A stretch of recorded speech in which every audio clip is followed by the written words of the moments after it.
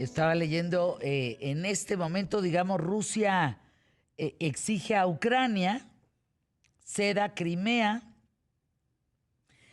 reconozca la independencia de Donetsk y Lugansk, y entonces parará el fuego inmediatamente.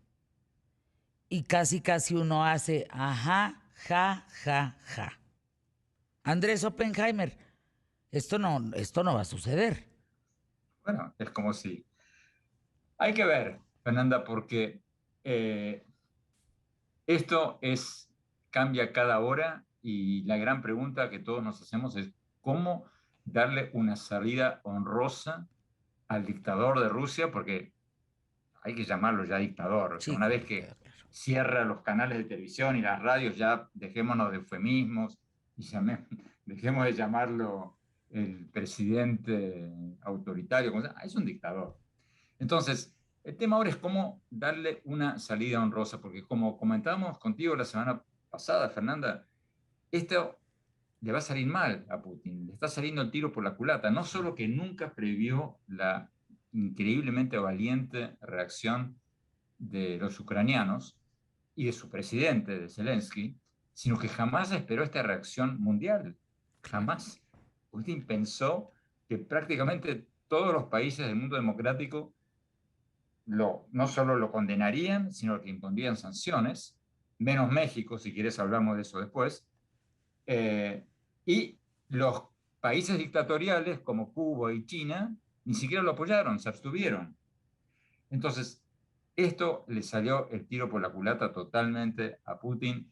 Comentábamos contigo que los ucranianos están más unidos que nunca. Es impresionante, Fernanda, pero todos los periodistas con los que hablo que han estado ahí, incluso lo escuchaba a Anderson Cooper de CNN, de Syrian Cámara el otro día, que él ha estado cubriendo guerras desde hace veintipico de años, todas prácticamente, y nunca estuvo en un lugar donde la gente, los países, o sea, el país en guerra, está tan unánimemente en contra del invasor. O sea que hay una diferencia de moral y de entusiasmo impresionante entre las tropas rusas, que son conscriptos Imagínate. de 18 años, que dijeron que iban a un ejercicio militar, y los ucranianos que están defendiendo su país y su democracia. Entonces, esto le va a salir mal. A Putin ya le salió mal. La pregunta ahora es cómo darle una salida honrosa para que pueda mostrar algo en Rusia, donde domina todos los medios, y quede más o menos calmado. Yo no descarto, Fernanda, que, o sea, hoy por hoy Zelensky le va a decir que no le va a dar ningún No, pedazo no, de no, ni tierra Crimea ni aquí ucraniana, ocho porque además cuartos. sentaría un precedente terrible. Pero vamos a ver, o sea, en un tablero internacional como este, donde está en juego una posible tercera guerra mundial, eh, yo no descartaría nada, ni siquiera que haya un acuerdo en que Ucrania ceda Crimea, que ya la perdió, y los dos pedazos que ya tenía en su poder Rusia, y vuelvan a las fronteras originales pre-invasión, y Ucrania, Zelensky puede decir, detuvimos a los rusos. Fíjate, Andrés, que hay un tema que a mí me tiene, porque, a ver, parece que esto lleva años, lleva 10 días, claro, históricamente, sin duda lleva años, pero la declaración de guerra lleva 10 días. A mí me ha impresionado cómo canales internacionales de televisión, de radio, recientemente Netflix, pero American Express, Mastercard, pero Visa, pero Louis Vuitton, 126 tiendas, pero Hyundai, Renault, BMW, todo Chanel, Samsung, todos, o sea, todos van para afuera. Bueno, cerraron Booking.com, ya no puedes hacer reservaciones a través de Booking.com en Sí. Rusia. Es Cerraron que, es que todo. Fernanda no es para menos. Claro. Fernanda no es para menos. Esto es como la invasión de Hitler a Checoslovaquia en, si mal no recuerdo, 19, no me acuerdo si era en 1937 o 1939. 39. Pero esto es una situación como esa. Esto es una cuestión donde está en juego la paz mundial y el futuro del mundo. Y fíjate que hoy el gobierno ruso publicó una lista de países que considera no amigos de Rusia, o sea, lo que traducido al buen español son los países que condenaron y sancionaron esta brutal e injustificada invasión. Incluye a prácticamente todas las democracias exitosas del mundo: Australia, Gran Bretaña, Francia, Alemania, o sea, todos los países de la Unión Europea, Islandia, Canadá, Noruega, Corea del Sur, Estados Unidos, Taiwán, Japón, Suiza. ¿Sabes el nombre del país que no encontré ahí en esa lista? México. México. Y entonces, a mí me parece, mira, yo leí el Twitter bueno, escuché las palabras del presidente cuando dijo: queremos mantener buenas relaciones con todos los gobiernos del mundo, queremos estar en condiciones de poder hablar con las partes en conflicto. Escuché las declaraciones del Twitter, leí el Twitter de la secretaria Olga Sánchez Cordero cuando tuiteó que México nunca ha impuesto sanciones económicas de manera unilateral. Pero Fernanda, yo he hablado con diplomáticos y exdiplomáticos mexicanos en días recientes y me dijeron que eso no es cierto.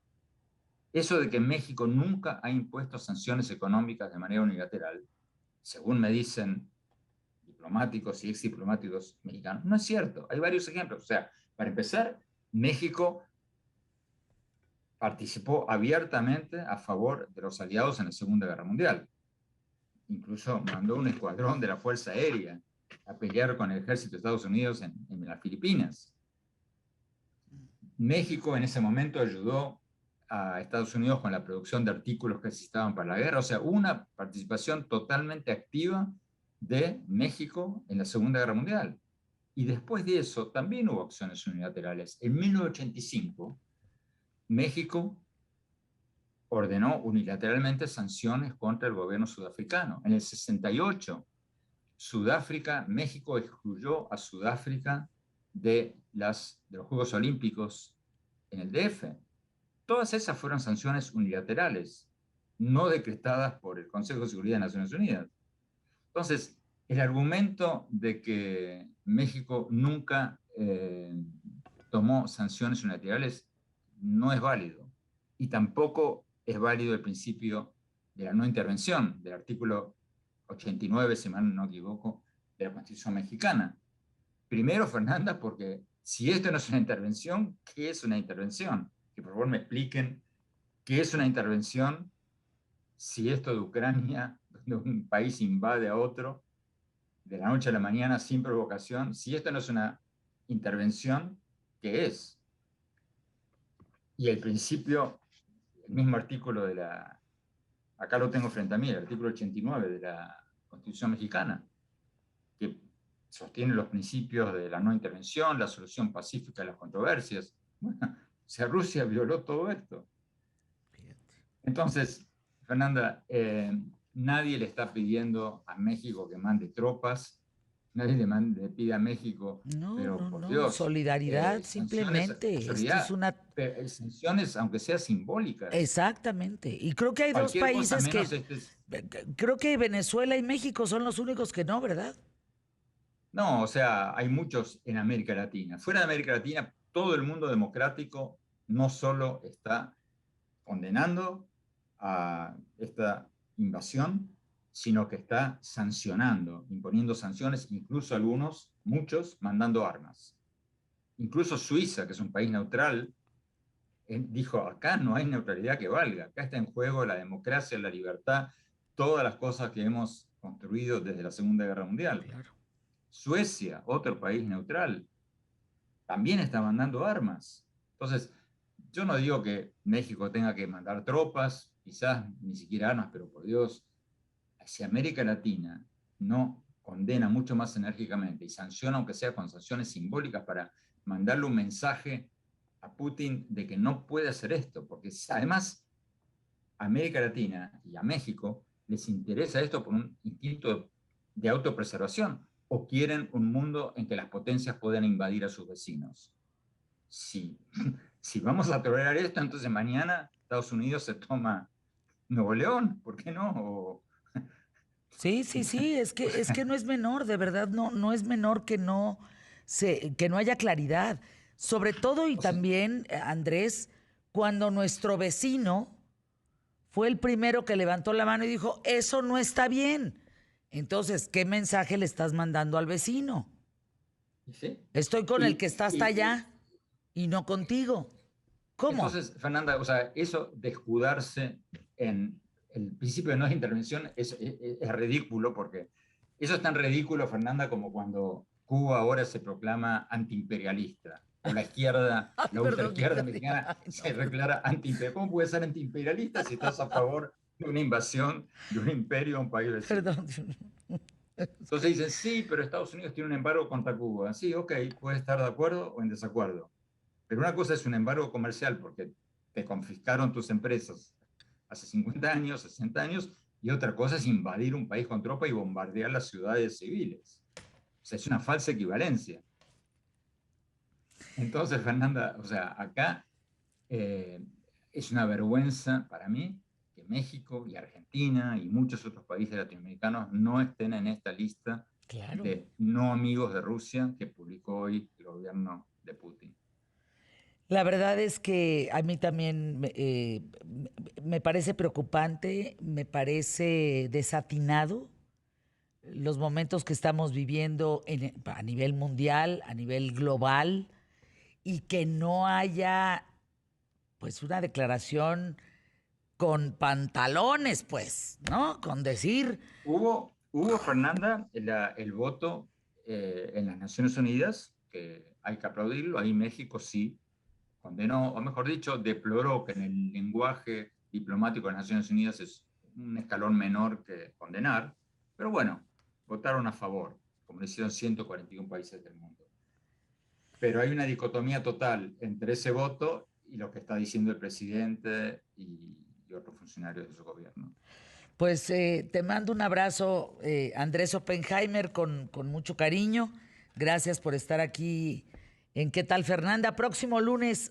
Y bueno, otro tema, no solo las marcas, el asunto de los refugiados. Y nada más en 10 días van 1.700.000, Andrés. Ya lo ¿Sí? platicaremos. Fuerte abrazo. Gracias, Fernanda, hasta siempre. Hasta siempre, querido Andrés.